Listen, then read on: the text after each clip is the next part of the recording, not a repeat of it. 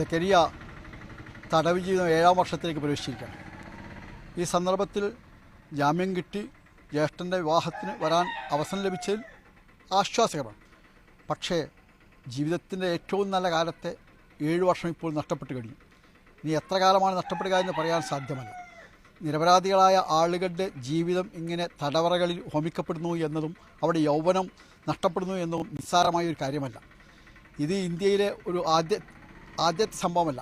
കേരളത്തിൽ തന്നെ 120-ലേറെ ചെറുപ്പക്കാർ ഇപ്പോൾ തടവറകളിലുണ്ട്.